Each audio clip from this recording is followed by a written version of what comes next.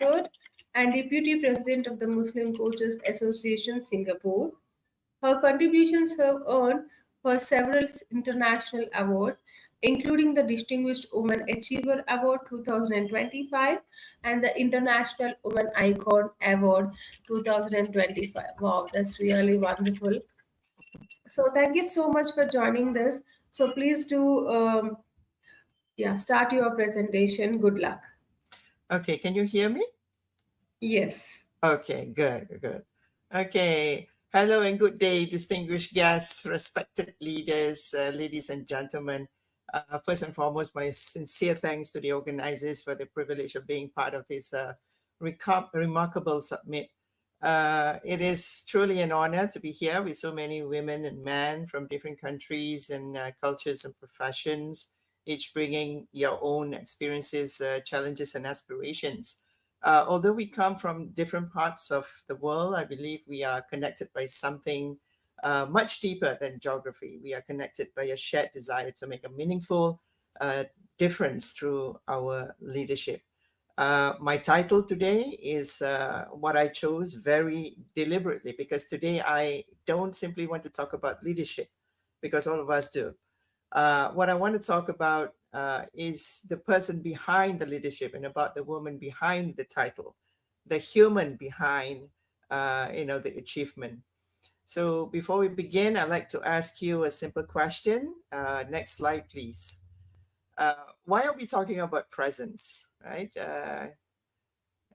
Okay, the next slide. I can't see my own slide, so if someone can help me with that. Uh, After all, we live in a world that celebrates performance, where performance actually earns promotions, attracts recognition, wins awards, visible, and is measurable. So, why would I suggest that the future of leadership belongs not simply to those who perform the best, but to those who remain the most present? Right? The answer comes from years of observing leaders from many different walks of life, as I've had the privilege of working with executive entrepreneurs, educators, healthcare professionals, coaches, couples, and families. They came from different industries, different cultures, different backgrounds. Yet, beneath all those differences, I notice something very similar. Many of most capable people I met were actually exhausted, not because they lacked the competence or the commitment or the resilience, but because somewhere along the line, leadership had become something they constantly had to perform rather than something they consciously lived. So they had to become experts at appearing composed while, quietly they feel very overwhelmed.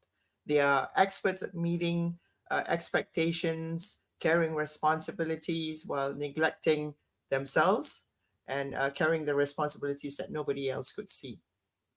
So these subtle observations changed the way I think about leadership because I no longer believe that our greatest leadership challenge is learning how to do more.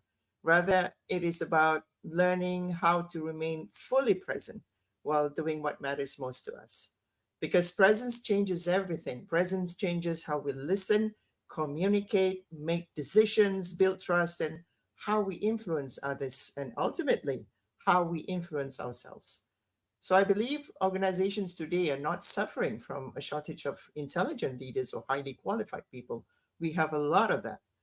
They are actually suffering from a shortage of leaders who are emotionally grounded, relationally aware, and deeply human. And we have seen all over the world right now. That's what that's the leaders that we actually need.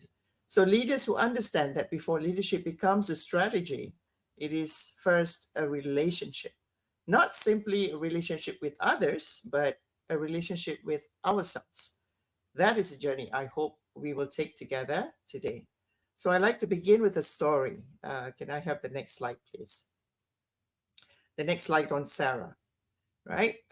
Sarah, I call her Sarah.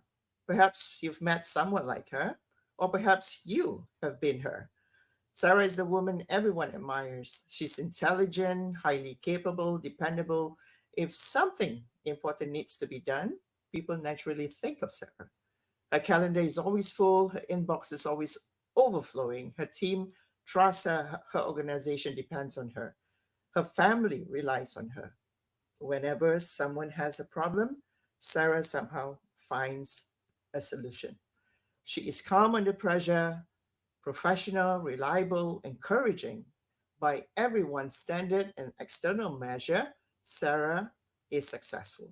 Yet, one evening, after another productive day at work, she sat alone in her car before driving home.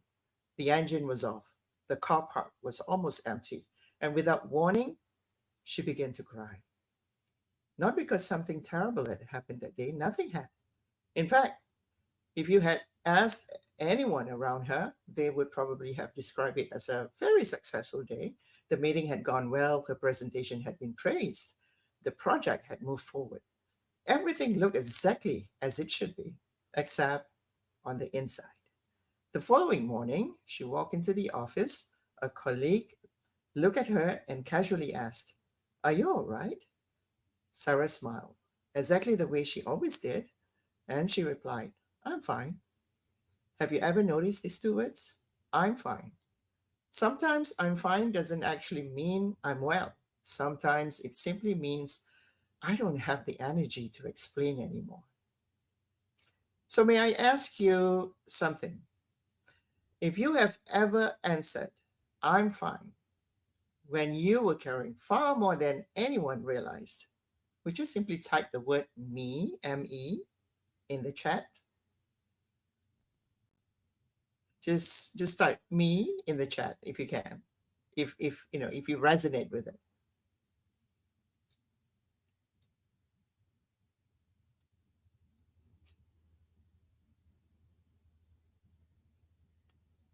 Okay, right? Uh-huh. All right. I'm waiting. No? Well, I mean, I see one or two. Okay. Well, look at, all those responses, not many, but, enough for us to know that, you know, different countries, different professions, life experiences, yet so many of us recognize that moment. And I think that tells us something important. Women today are doing extraordinary things. Right? We are leading organizations, building businesses, serving communities, uh, supporting aging parents, raising children, holding families together, holding teams together, right? From the outside, our lives can look incredibly successful, but yet on the inside, many women quietly ask themselves a different question: why am I so tired? Not physically, but emotionally. I've heard similar questions from leaders throughout my career. Why do I feel guilty when I rest? Why do I always feel I should be doing more? Why do I constantly feel as though I'm trying to prove something? Those are not questions about competence. They are questions about identity. And perhaps they point us towards an even bigger question, that is, what if the greatest challenge facing women leaders today is not learning how to perform better, but learning how to remain fully present while performing? Because performance may build careers, but presence build lives. Performance may produce results, but presence produce trust. Performance may earn admiration, but presence earns connection. And leadership at its very best is about connection. So, before we talk about becoming more present, perhaps we first need to understand why so many capable women become quietly exhausted. And that is where our journey truly begins. If performance alone were the answer, many of the most accomplished leaders in the world would also be the happiest, right? But we know that is not always true. Success and fulfillment are not the same thing. Achievement and inner peace do not automatically come together, right? Many women achieve extraordinary things professionally while quietly carrying an invisible emotional burden that very, very few people ever see. All right, may I ask you another question? Have you ever gone to bed feeling physically tired only to realize it wasn't really your body that was exhausted? It was actually your mind, your emotions, your heart. Sometimes we tell ourselves that what we need is a holiday, and certainly rest matters, and we all love holidays. But many people return from a wonderful holiday only to discover that that exhaustion has followed them home, because what they were carrying wasn't simply physical, is it? It was actually emotional. It was the accumulated weight of expectations, responsibilities, disappointments, and constant self imposed pressure. So, one of the greatest misconceptions about leadership is actually that resilience means carrying more than everyone else. I don't believe that. Can I have the next slide? Right. So, in fact, I'd like you to imagine something with me. Imagine every one of us carrying a backpack. Okay. So this is the slide on a backpack. When we are children, that backpack is almost empty. As we grow older, people begin placing things inside it, right? And so do we.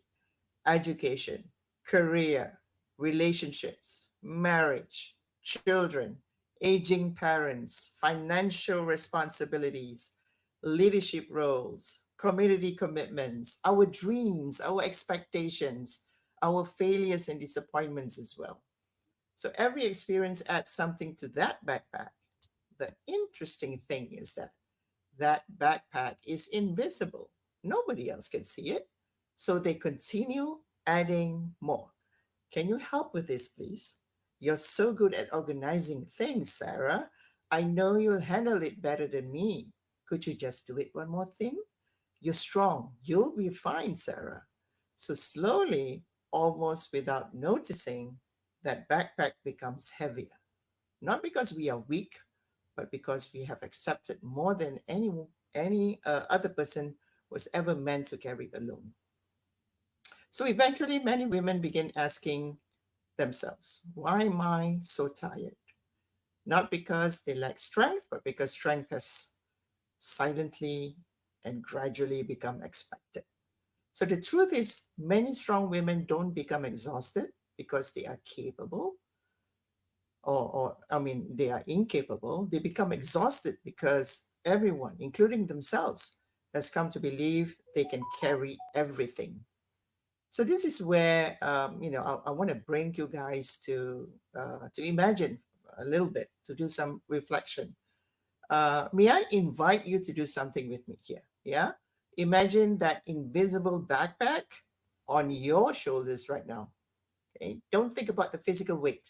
Think about the emotional weight, the conversations you're postponing, the decisions you are waiting, for, the expectations you place on yourself, the people depending on you, the dreams that you haven't yet fulfilled, the worries you haven't shared. If your backpack feels light, type LIHT, light.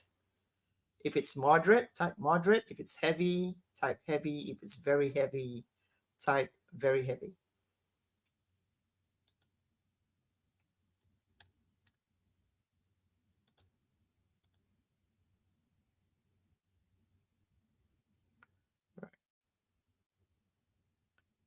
Okay.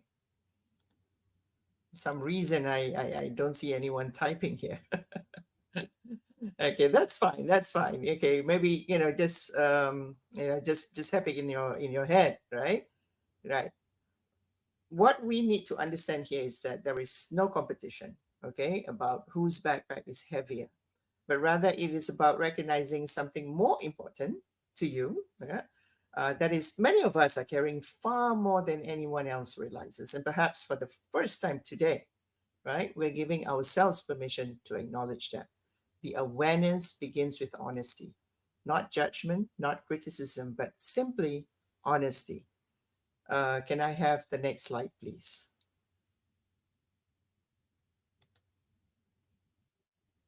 Okay. As I reflected on why so many capable women quietly become exhausted, I noticed three patterns appearing again and again.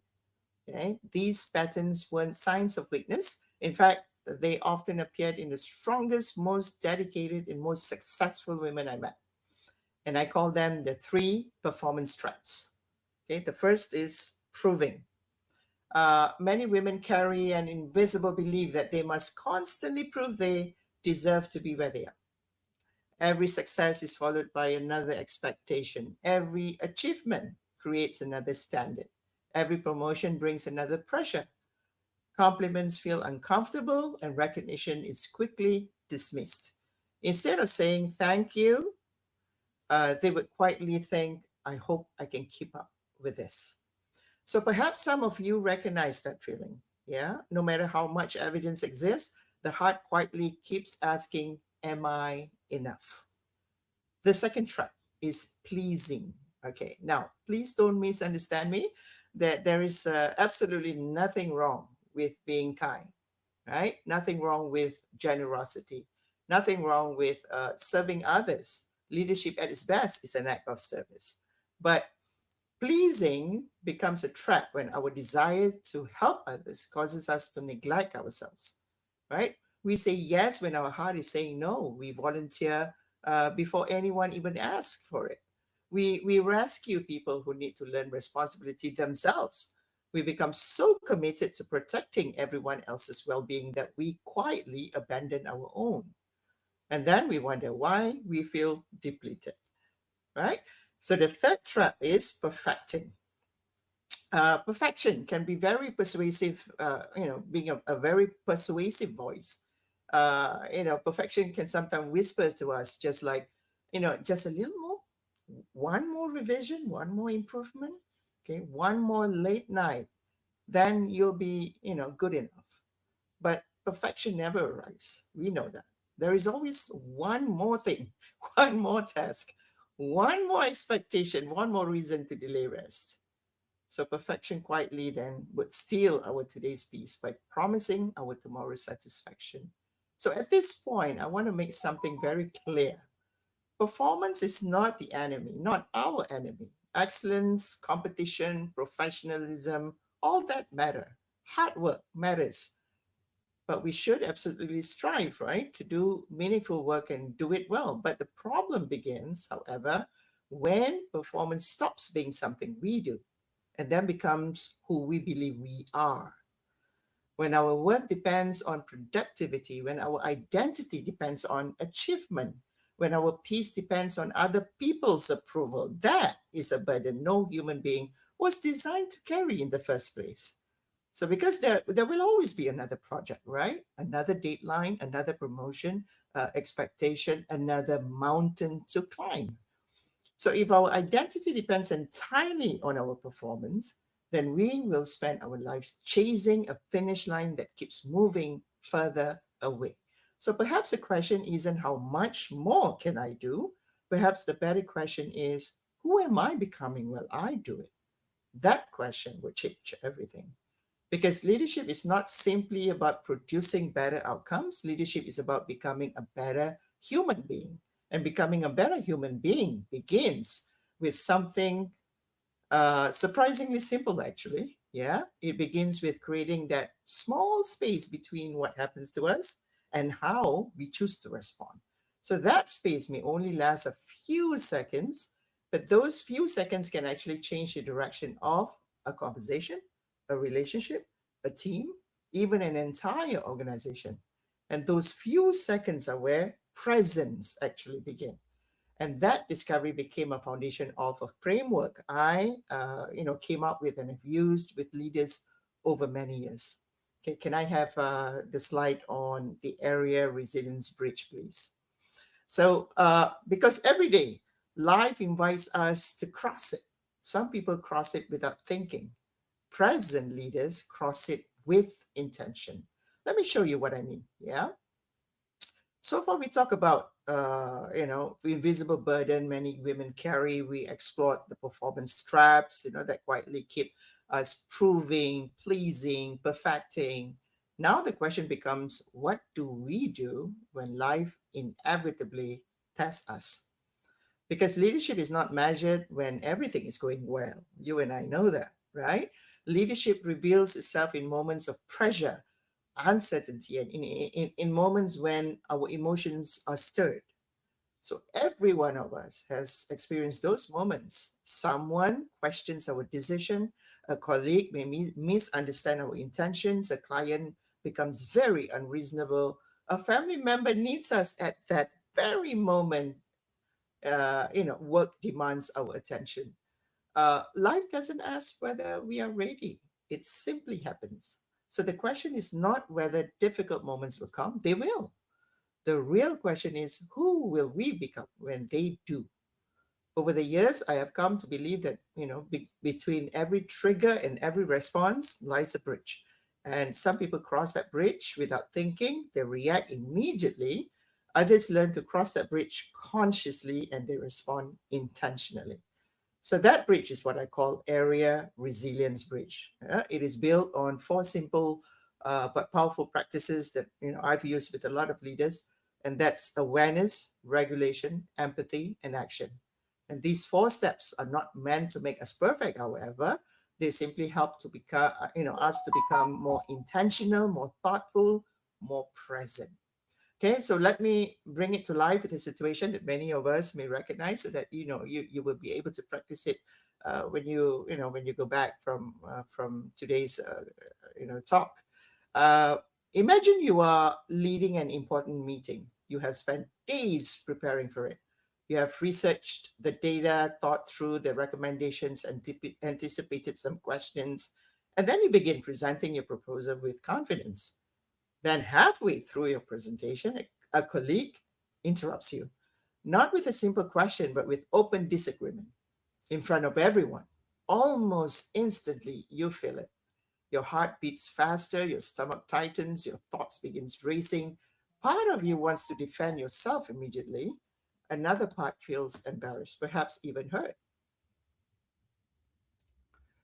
Has anyone experienced something like that? Okay, think about it.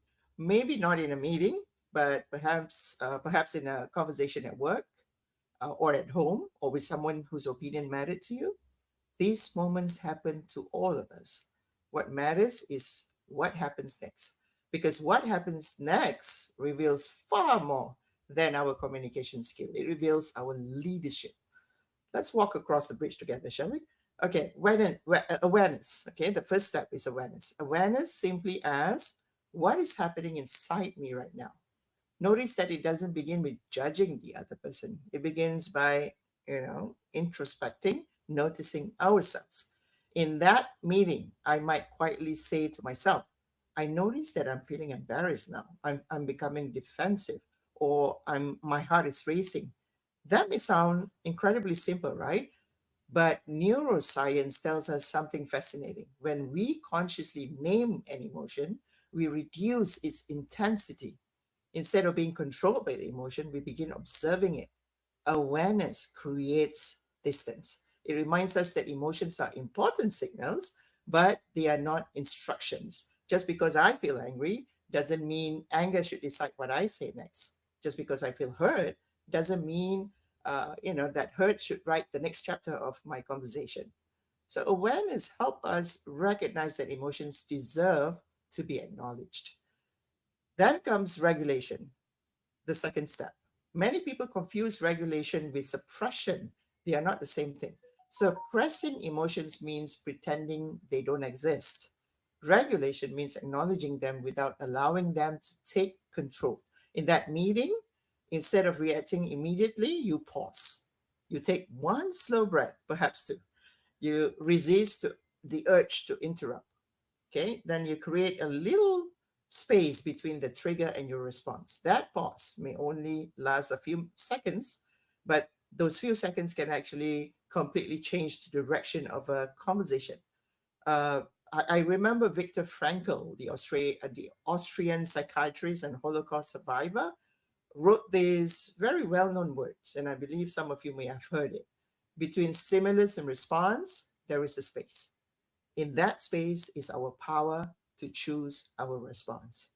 And I've always found these words extremely meaningful, because leadership lives in that space, not after, not before it, but in that space. When we slow ourselves down, we give our values time to catch up with our emotions. We move from reacting automatically to responding intentionally. That is what I call emotional maturity.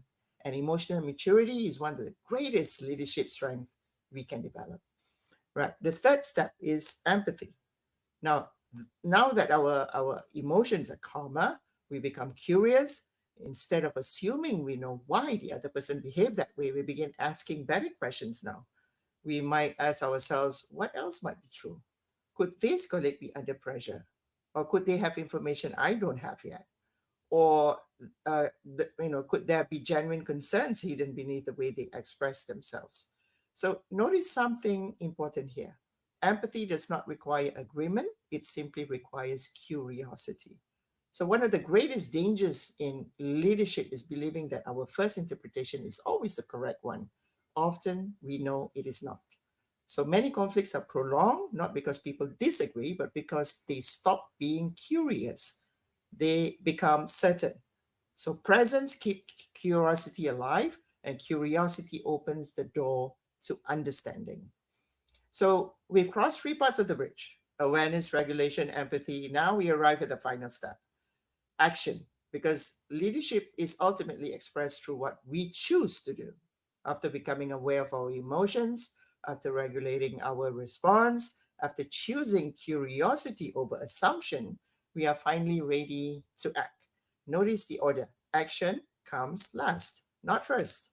Many of us have been taught to act quickly, right? To respond immediately, to have the answer, to solve the problem right there and then.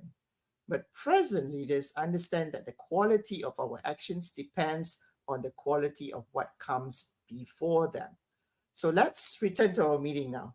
You've noticed your emotions, you've taken a slow breath, you become curious rather than defensive. Now you respond instead of saying you're wrong or you don't understand the proposal. You calmly would reply instead, thank you for raising that perspective. I'd like to understand your concern more fully. Let's explore it together. So notice what just happened, right? You didn't ignore the issue. You didn't surrender your position. You didn't pretend everything was fine. Neither did you silence the other person, but you simply choose a response that invited understanding instead of conflict. That is not passive leadership, actually. That is very powerful leadership because presence is not the absence of strength. Presence is strength expressed with wisdom.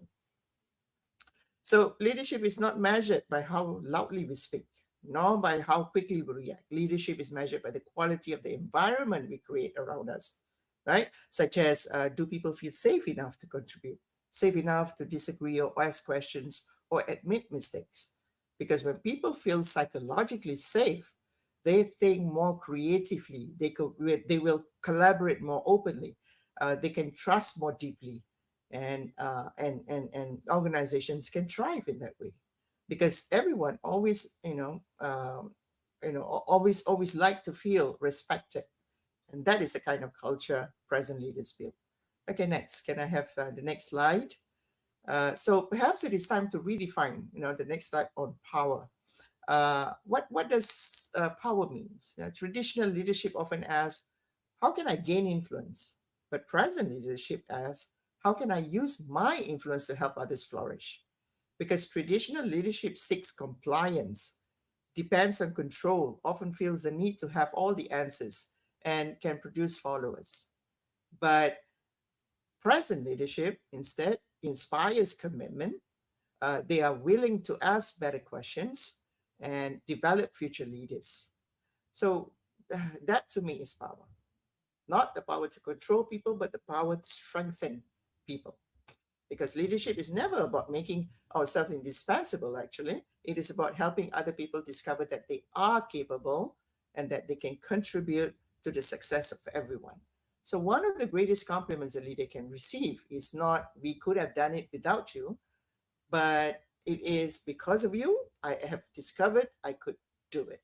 So, that is actually a transformational leadership as well. Now, I don't know how many of you like bamboos, but I personally like bamboos. So I like to leave you with that image, okay, that has always inspired me. Imagine a grove of bamboo. When a storm arrives, the bamboo bends. Sometimes dramatically, from a distance, it almost appears fragile, right? Yet when the storm passes, the bamboo rises again. Why? Because flexibility of that bamboo-ness is not weakness. Flexibility is actually wisdom. So the bamboo survives not because it refuses to bend, it survives because it knows when to bend without breaking. And I think leadership is very much like that. Many of us have spent years building, years, believing we must always appear strong, always appear certain, composed, unshakable. But perhaps true resilience looks different, right? Resilience is not about rigidity. Resilience is the ability to remain anchored in our values while adapting to changing circumstances. And that's what being present is also. Okay, the next slide. So there is one belief that has guided much of my work over the years. It is a belief I carry into every coaching conversation of mine, and that is every leadership, program, every relationship, I build, I help build. In all of this, it is simply this: leadership is actually a relationship before it is a role. Role meaning to say that titles, position, responsibilities. Well, all of these matter, but people rarely give us their trust because of our title. They give us their trust because of how we make them feel. Think about the leaders who have influenced your life. Perhaps it was a manager, maybe a teacher, a mentor, a parent, right, or even a coach. What do you remember most? Was it their organizational chart, their job description or title? Probably not, right? You remember how they treated you, how they listened, how they believe in you, how they challenge you without diminishing you, how they actually help you become more than you believe you could become. That is the influence of presence, and that kind of influence never disappears. So this is, it's actually, you know, the soil in which every other leadership skill would grow, right? Uh, Next slide. So as I begin to bring our conversation to a close, I'd like to return to where we started, right? The story of Sarah, the woman everyone admired who seemed to have everything under control, the woman who sat quietly in a car at the end of the day wondering why success no longer felt the way she thought it would. No, life didn't suddenly become easier for her. The meetings continued, the deadlines remained, people still depended on her. Leadership was still demanding. Nothing around her changed overnight, but something within her did. Quietly, gradually, one decision at a time, she stopped asking herself, how can I do more? Instead, she began asking a different question, a question that slowly transformed not only her leadership, but also the way she experienced life. How can I become more present? That single question changed everything. She no longer believed that her value depended on how busy she appeared. She no longer measured her worth by how indispensable she was, no longer apologized for resting, and no longer carried the impossible expectation of having to prove herself every single day. Instead, she discovered something much more important. She didn't need to become a different leader. She simply needed to become a more present one.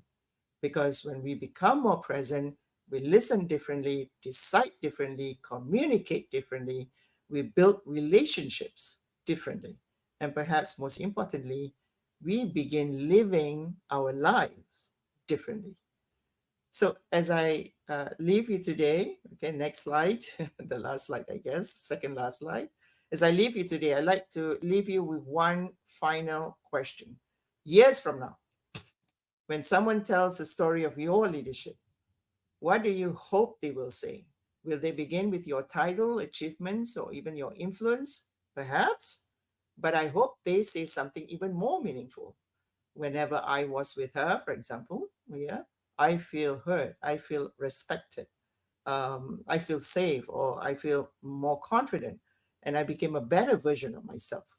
Because remarkable leaders do not build organizations, they build people, cultivate potential, transform lives, right? So Thank you for allowing me to spend this time with you. It has been a privilege to share this journey, and may you continue to lead with wisdom, compassion, and courage. And above all, may your presence leave every person you meet stronger than before. Right? And I am Dr. Rasima Jah, your relationship success coach from Singapore. Thank you. Thank you very much for listening in, and may you lead well, and may your presence become your greatest legacy. Can I have the last slide? But before I leave, I'd like to share with you my latest two books on relationships, one for the workplace and the other for personal life. And you can email me, or you can QR code this scan it, the QR code, and then I'll be happy to give you a discount, a very heavy discount for both books, or even one book. Right. So thank you very much for listening in. Thank you so much, Dr. Rasima, for the wonderful speech today. So yes, so there are newly launched books. If you want to scan, you can do it from on the screen, and you will avail 50% discount for this 2 week, two books. So this is a very huge discount. It's like a 50% discount. So yes, I guys. can't hear you, Melinda. I'm not sure if I should be listening. Okay, you cannot hear me.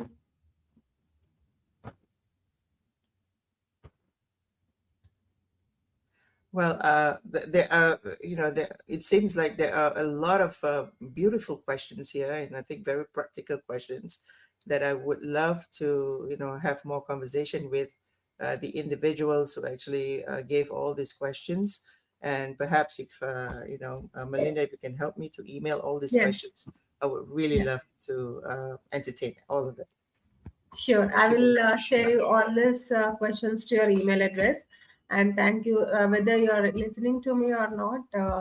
So I will share you these questions to your email address, and you can respond from there. So thank you so much for joining this Global Virtual Summit 2026 and sharing your great presentation with the audience. You have a great day. Bye. Bye.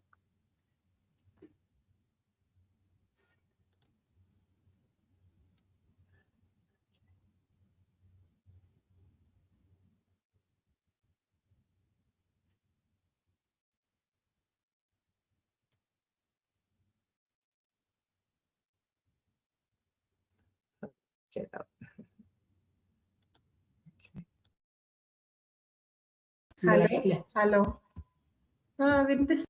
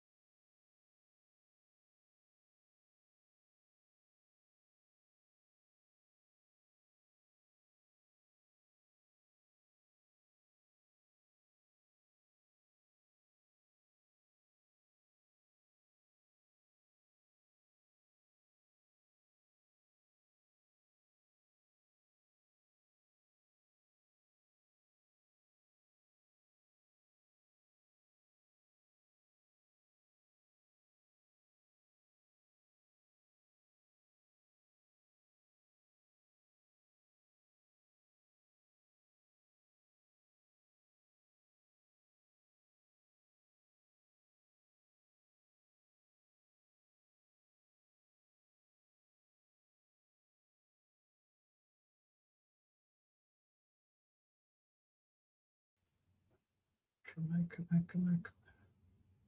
Yes.